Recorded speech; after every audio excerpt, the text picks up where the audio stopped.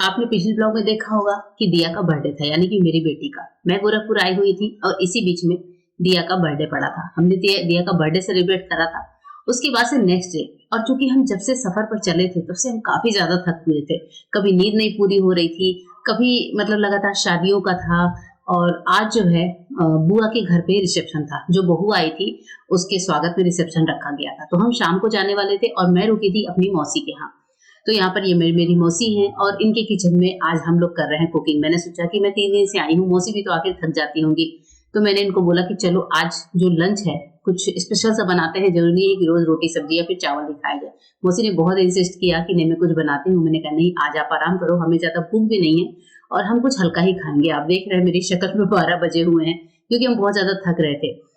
शादी वाले दिन भी रात में हम 2:30-3 बजे घर पहुंचे थे। उसके बाद से नेक्स्ट दिया का बर्थडे था, उसमें भी हमने मतलब पूरे दिन हम घूमते ही रहे थे। और आज उसके बाद से रिसेप्शन वाला दिन, सुबह हम 9 बजे तक सोए, फिर हमने नाश्ता किया और उसके बाद से 2 बजे 2-2:30 बजे के लगभग का टाइम है जब हम किचन में आए थे।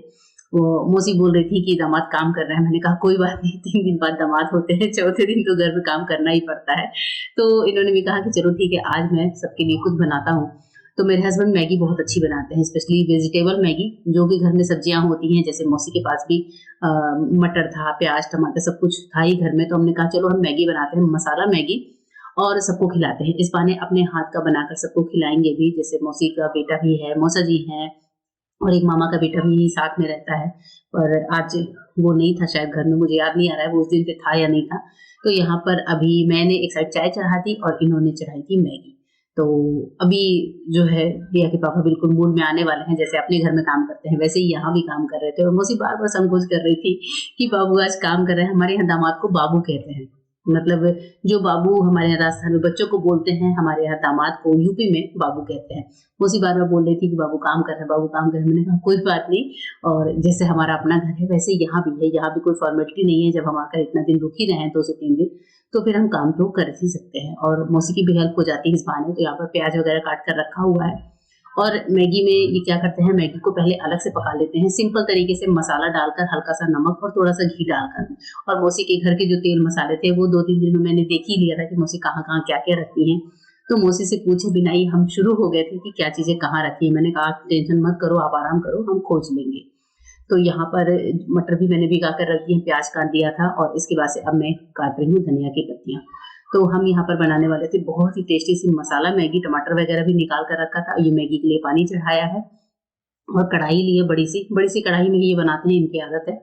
और कुछ अलग से कुछ मतलब हल्के फुल्के मसाले और डालते हैं जिससे मैगी बहुत ज्यादा टेस्टी हो जाती है। कभी कभी मैगी में चना मसाला डालते हैं, कभी मसाला मैजिक, कभी सांबर मसाला, कभी पाव भाजी मसाला, मतलब जो होता है वही डाल देते हैं और हर बार मैगी का टेस्ट बहुत अच्छा और डिफरेंट आता है।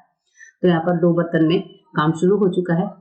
और ये वीडियो शूट आज हमारी दिया कर रही थी। मैंने कहा आज तुम करो, और मैं तो ऐसे ही घूम रही थी। अभी ये था कि सुबह बस मैंने नहा लिया था, ना ही बाल झाड़े थे, ना ही कुछ किया था। मैंने कहा शाम को जब जाना होगा तो फिर मैं उसी टाइम पर एक साथ तैयार होंगी। रिसेप्शन भी है आज।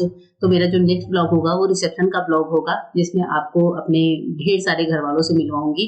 जो हमारे ददिहाल साइड के बहुत सारे लोग हैं, सारी बुआ की फैमिली और बहुत सारे लोग आने वाले हैं, सबसे मिलवाऊंगी। और यहाँ पर देखिए मैगी में तड़का लग चुका है। और तेल में सबसे पहले मेरे हस्बैंड की आदत है कुछ राई या जीरा जरूर डालते हैं। तो मोस्टली वो राई से ही तड़का लगाते हैं। उनको राई का तड़का बहुत पसंद है, जीरे का तड़का उनको बिल्कुल भी पसंद नहीं है। और इस रेसिपी में आप टमाटर थोड़ा सा कम ज्यादा कर सकते हैं, लेकिन जितनी सब्जियां होंगी जितनी ज्यादा होंगी, सर्दियों में जैसे हम बनाते हैं तो पत्ता गोभी जरूर डालते हैं। अभी गर्मी के दिन है, पत्ता गोभी नहीं मिल रही है मार्केट में, तो जो सब्जियां हैं हम उनमें बना रहे हैं। हॉल में थोड़ा सा अंधेरा था, मौसी की यहीं पर खड़ी होके कोई फ्रूट वगैरह काट रही थी। और मौसी की आदत है इस तरह से अंधेरे में ही काम कर लेती है, जबकि मुझे अंधेरे से बहुत घुटन होती है। मौसी यहाँ पर काम कर रही थी और किचन में हमने खूब लाइट्स वगैरह जला रखी थी।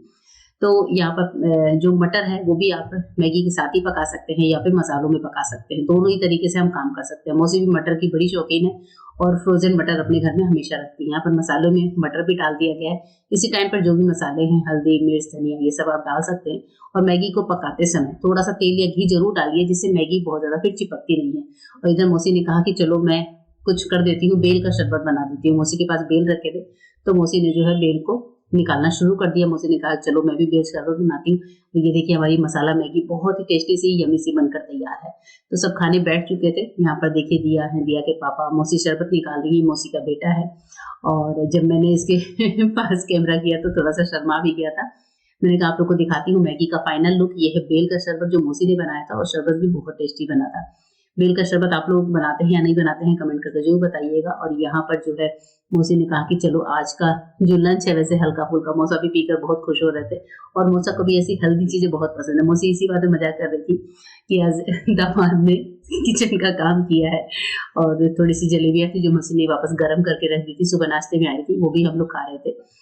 तो बस इस तरह से करके हंसी मजाक में हमारा ये आज का दिन निकला था। और इसके बाद से शाम का टाइम है जब हम आ चुके हैं तैयार होकर रिसेप्शन में। रिसेप्शन में भी जब हम आई थे 7 बजे के लगभग, तो भी ज्यादा गेस्ट नहीं आए थे, लेकिन यहाँ पे कूलर वगैरह लगा हुआ था। तो मैंने कहा यहीं बैठते हैं, थोड़ा फोटो वोटो खींचते हैं, और 1 बाय 1 करके लोग आते जा रहे थे। तो नेक्स्ट ब्लॉग जो मेरा होगा वो रिसेप्शन का ब्लॉग होगा। चलिए मिलते हैं मेरे नेक्स्ट ब्लॉग में।